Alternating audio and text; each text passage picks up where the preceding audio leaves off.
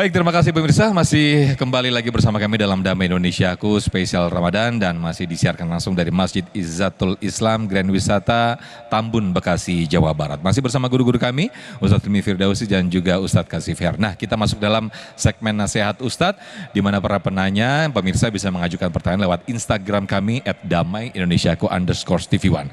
Saya akan bacakan terlebih dahulu untuk penanya atas nama Namida Dase yang akan dijawab terlebih dahulu oleh Ustadz Hilmi Firdausi ya. Namida Dase menanyakan, Assalamualaikum Ustadz, saya mau bertanya bagaimana menerapkan sistem punishment dan reward dalam mendidik anak. Silakan Ustadz.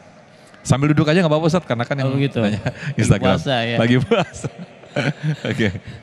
Ya kata Rasulullah SAW, muru auladakum bisolah. Ya, suruh anakmu sholat ketika usianya 7 tahun, gitu kan?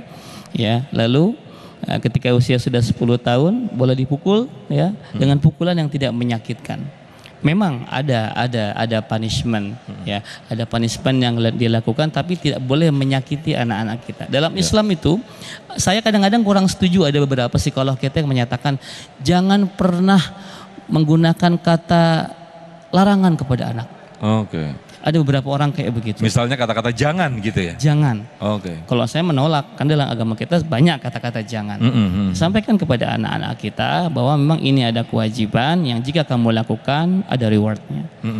Ini ada larangan yang jika kamu lakukan ada punishmentnya. Ada punishment. Ya, dalam Islam jelas sekali, umur 7 tahun suruh sholat, sampai 10 tidak sholat juga, dipukul tapi dengan cara yang tidak menyakiti. Dan itu pun seharusnya tidak dilakukan karena 7 sampai 10 tuh 3 tahun Mas Sofyan.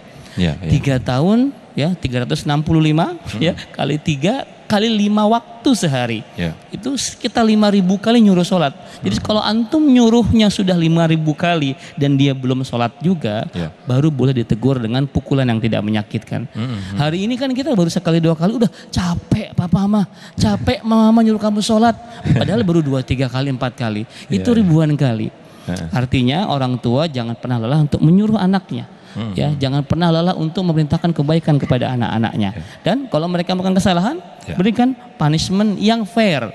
Maka kalau kami sendiri di keluarga itu selalu buat seperti kesepakatan saja. Kalau kamu berhasil, ini rewardnya. Kalau kamu salah, ini punishmentnya. Tanpa perlu kita beritahu, mereka akan tahu bahwa saya sedang salah dan saya siap-siap mendapatkan hukuman dari Abi dan Umi. Meskipun si anak itu misalnya dia motivasinya adalah untuk mendapatkan reward atau hadiah dari ayah atau ibunya, apakah ini juga akan mengurangi niat, kemudian juga mengurangi nilai ibadah itu sendiri? Bagaimana saya tuh? Cerita di depan kan ya, ada begini. Saya nggak perlu sebut nama pejabatnya. Ada seorang pejabat yang luar biasa. Dia pengen para pegawainya itu di lingkungan Pemkot salah satu kota di Sumatera. Dia pengen pegawainya itu untuk sholat zuhur berjamaah. Lalu dia berikan siapa yang rajin zuhur berjamaah di masjid balai kota, kami akan memberikan reward.